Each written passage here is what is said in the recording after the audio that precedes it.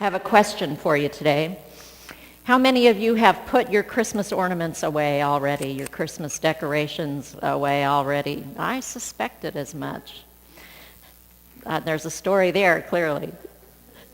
Well, I'm interested because if you have already packed up the nativity scene and put the wise men away, you're a little bit ahead of the Christian year, because this is the day that we observe Epiphany, the day that the wise men came to Bethlehem and those foreigners recognized Jesus as the King of the Jews.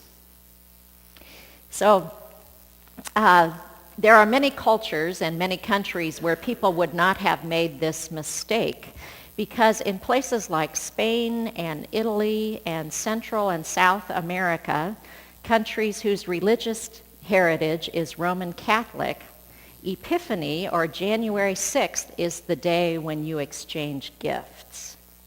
So Christmas is a day when you go to Mass and you have a special gatherings with your family and you have special food, but shoppers have 12 more days between Christmas and Epiphany to round up those gold rings, French hens, turtle doves, and whatever else you're giving your true love for Christmas this year. So when my family traveled to Mexico 2 years ago, we left right after Christmas and were in Mexico between Christmas and Epiphany.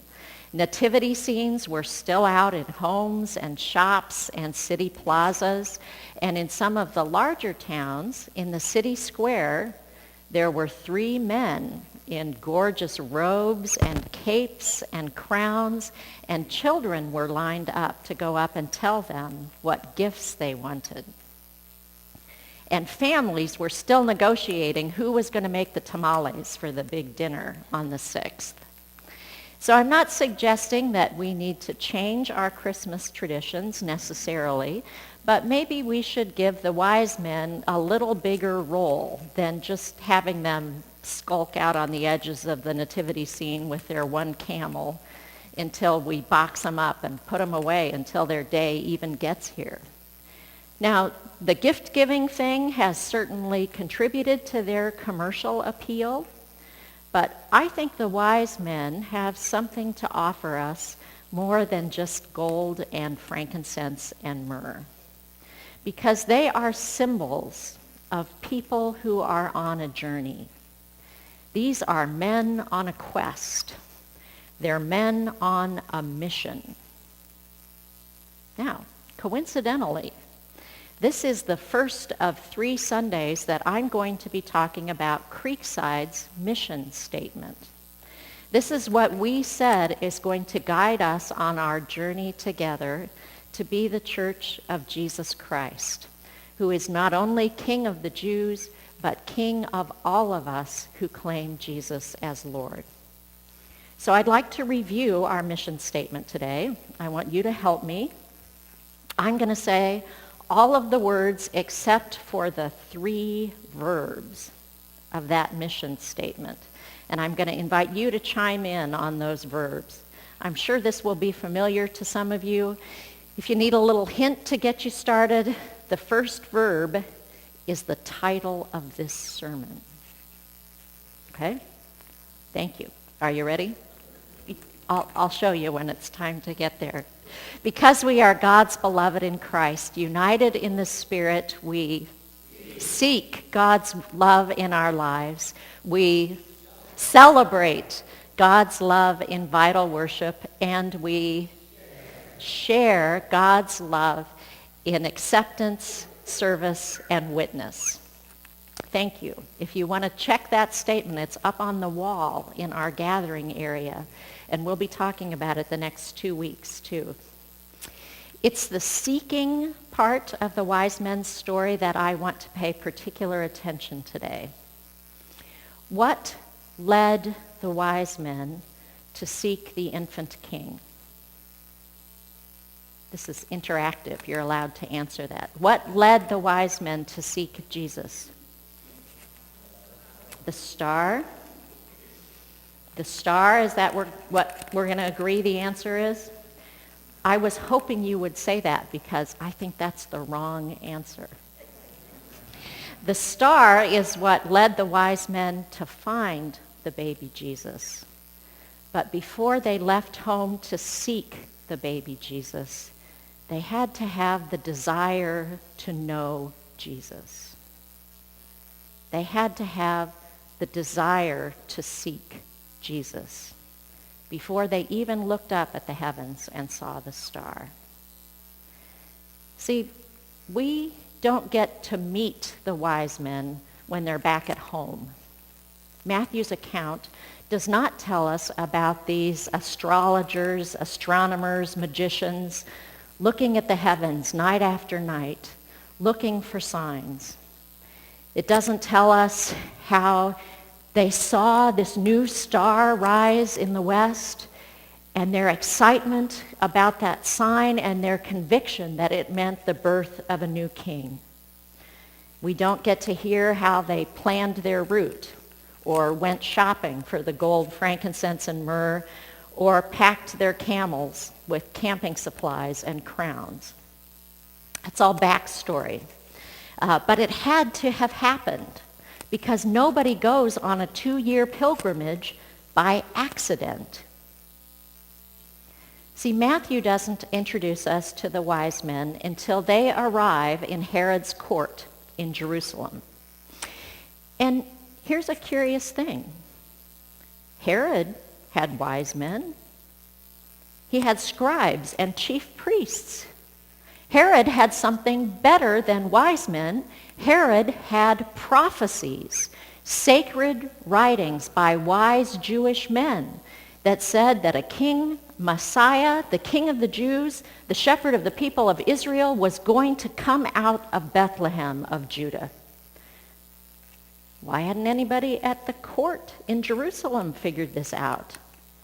Had none of them ever looked up in the sky over Bethlehem and seen the star that had been there for the last 2 years? A new star isn't exactly a big secret. How come Herod didn't see this coming? How come nobody in his court told him? Because Herod didn't want this to happen. The last news that Herod wanted to hear was that a child who had been born in Bethlehem who would be king of the Jews. See, Herod was the current king of the Jews. Sort of. It was really the Romans who were in charge. They let Herod write Herod the Great, King of the Jews, on the palace stationery. But it was really the Romans who were in charge, and Herod could not forget that. I'm sure it was kind of a touchy subject at the palace. So when these foreigners show up and say that a child has been born, King of the Jews, Herod is seriously frightened. He keeps his composure long enough to flatter the wise men, get some information out of them, invite them back to the palace for drinks after they find the child.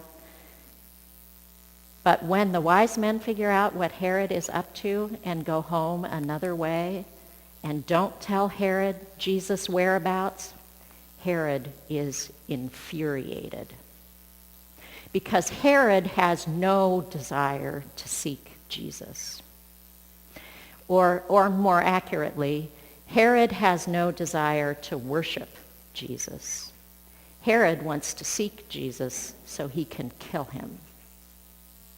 And when Herod's desire to seek Jesus is frustrated by the wise men, he is so infuriated that that leads to tragedy for the families of all of the baby boys in Bethlehem.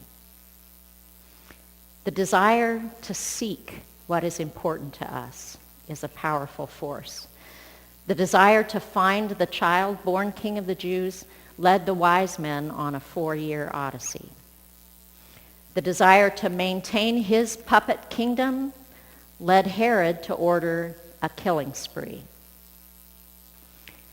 Every journey begins with the realization that something is going to have to be different. The word epiphany means a showing or an appearance, especially of a deity. When we spell Epiphany with a capital E, it means the day that we're observing today, the epiphany that the foreign wise men had that Jesus was the King of the Jews. But Epiphany can have a more common meaning too. It is any sudden insight or perception of meaning, those aha moments, which could be triggered by something simple or commonplace, maybe even something familiar, which we suddenly see in a different way. Epiphanies are the catalyst for journeys. Maybe as simple as the journey to the refrigerator when you realize, I could have had a V8. An epiphany, right? Or the epiphany that takes you to Florida when you realize that you hate Elkhart in January. Not every journey takes us far away from home. Here's a partial epiphany.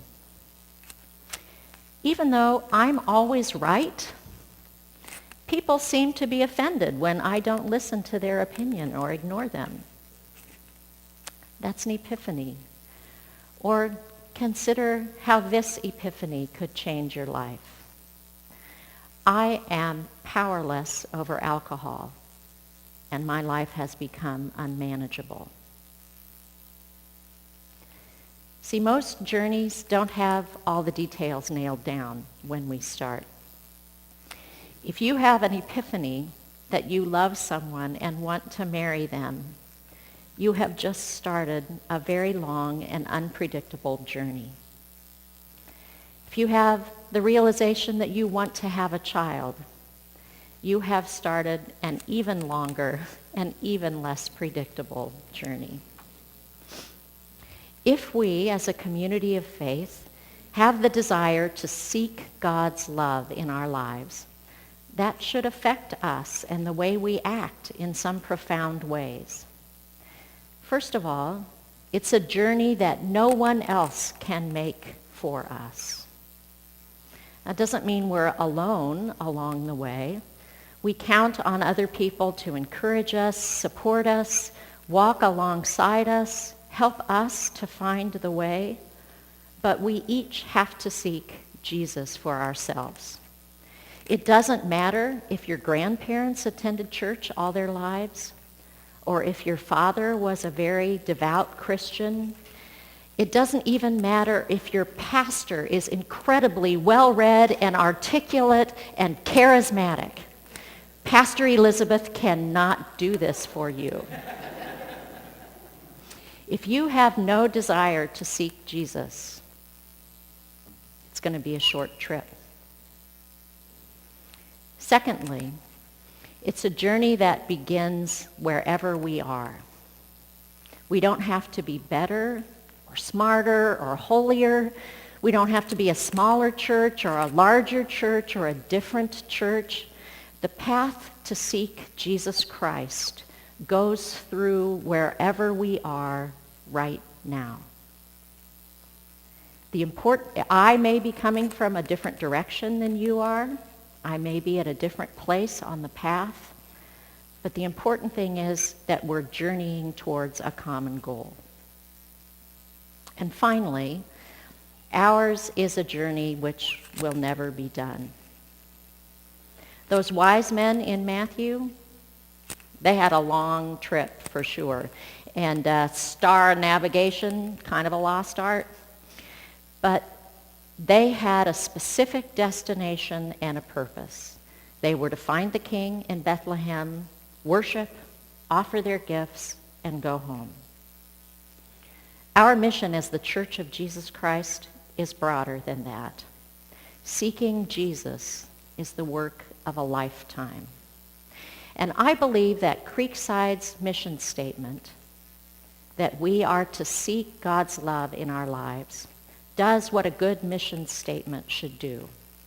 It describes both who we are and who we are striving to be.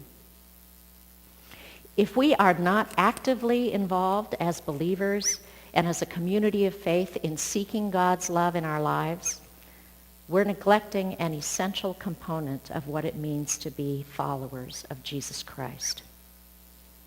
There's more to our mission statement than this, and we'll be talking about that in the next 2 weeks. But this is where the journey starts, with the realization, with the epiphany, that we need to seek Jesus. And if we're not willing to start on that journey, how can we invite other people to go where we haven't gone ourselves? Unlike the mission of the wise men, which was to find a newborn king, we are seeking a king who is not a physical, political ruler, but who is Lord of our hearts and our lives. The journey to seek Jesus, whether it takes us far away from what is familiar, or whether it allows us to see familiar things in a different way, that is a journey which will change us and shape us. No matter how far we travel, there will always be more to experience and to ponder. Seeking Jesus and God's guidance will probably open more questions than answers, will lead us to more spaciousness than certainty, more wonder than explanation. I pray that this is the case. I pray that as we journey toward Jesus and seek God's guidance, that there will be stars scattered all along our way. I pray that like the wise men, when we realize we are in Jesus' presence, we will bow down and worship instead of congratulating ourselves on our navigational skills. And I pray that the journey to seek Jesus will change us and give us the epiphany of God's love in our lives so that we can welcome and invite others to join us on the journey. Amen.